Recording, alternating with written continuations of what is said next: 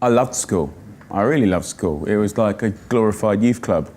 I had nothing to offer at school. I didn't learn much about myself at school. Didn't feel compelled to excel or put extra effort into any class at school. But I liked hanging out with my mates. I didn't bunk off because I was happy.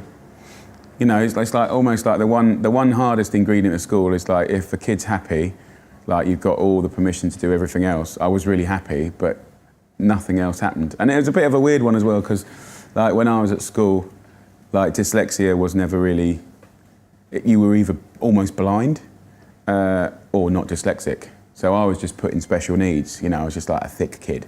So, you know, whereas now my nephews kind of get a proper rundown, they know so much more about their particular type of help they need.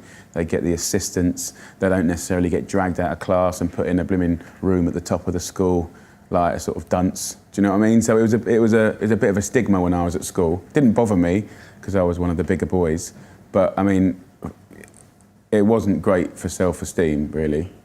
They all said the same thing. Lovely boy, you know, polite, respectable. You know, I got on with the teachers, but you know.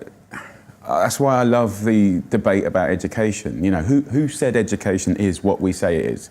Oh, like a couple of dudes from 500 years ago sort of set up the structure of it. English, maths, science.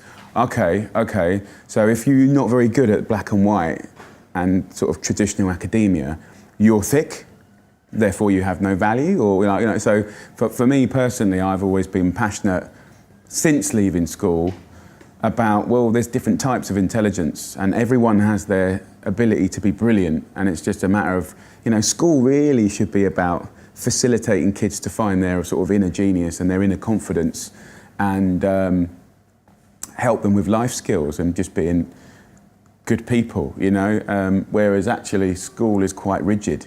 Everything's based on measurement.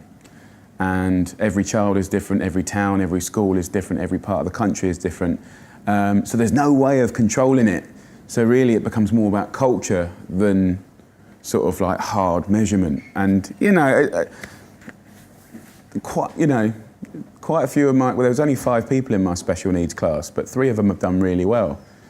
I know people that left school with A's and A's that are really on just above minimum wage.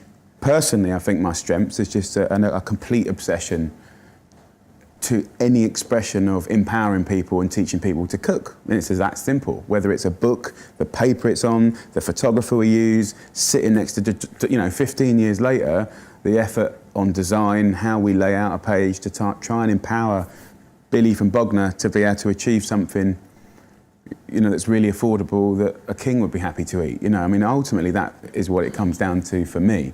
You know, we've got a massive problem in this country with under-mentored, under-loved kids that don't see that you could be good at something very simple and turn it into a life's work that you enjoy, that makes you want to get out of bed with a spark in your eye.